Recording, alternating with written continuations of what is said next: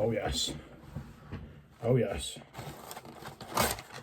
Oh, fuck. Look at, hold on. Before we get started, folks, we need to have a quick look at that.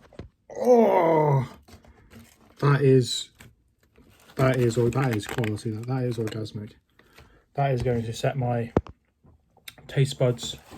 They're gonna scream and they're gonna squirt everywhere. My mouth is more lubricated than Riley Reid's arsehole at the moment. It is incredible scenes here, folks. But anyway, aside from the absolute exquisite food that is Domino's, we do have some important stuff to discuss today.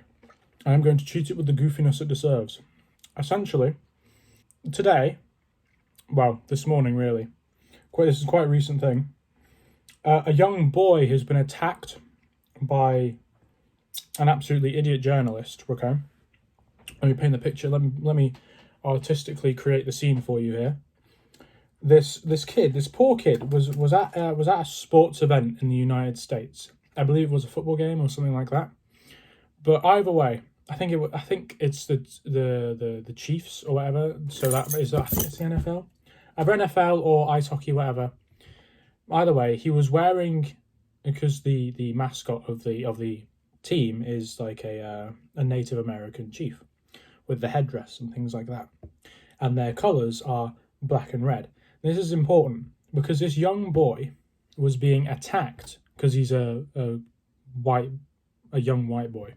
He was being absolutely slaughtered by this one specific journalist who wrote an article on him, accusing him of being a disgraceful racist and like all these other things, and basically blasting him all over media.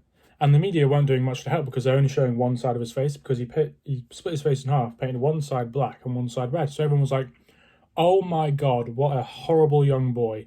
Isn't this just disgraceful? However, not all is as it seems. Because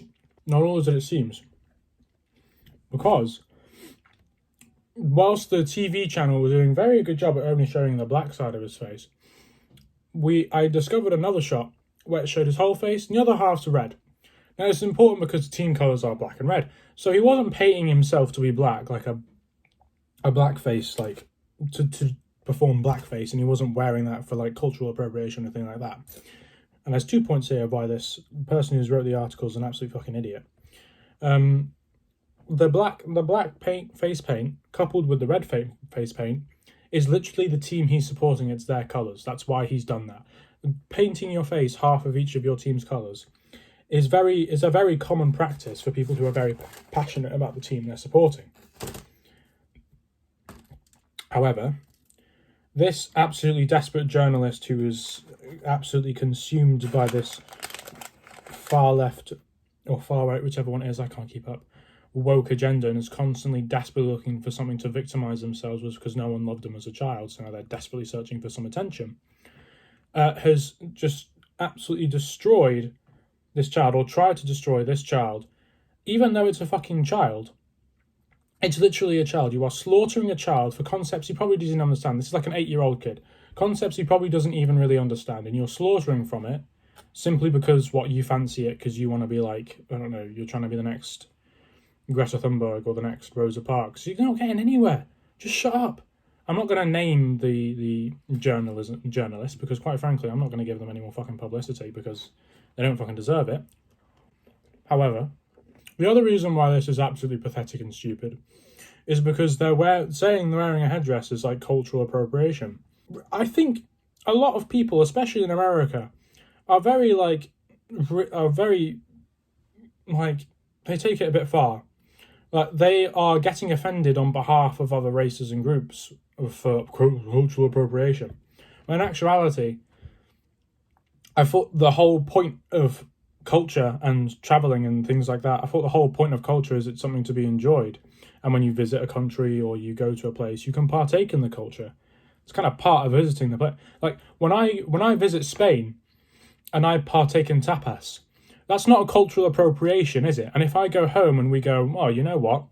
Tapas was nice while we were in Spain, let's have it. Am I doing cultural appropriation because I'm not in the country where the culture's from? No, it's not. Don't be fucking stupid. Fashion It's the same thing. If I wear a Mexican hat, that's not me doing cultural appropriation. It's wearing the nice hat. And if I went to Mexico, no one would fucking care. There was a very good video by this person who did that. They wore a Mexican hat and they wore a mustache. They went to Mexico and was like, "Do you find my outfit offensive?"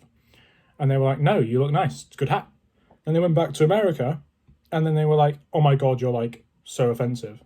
It doesn't compute. It doesn't work. The logic isn't there.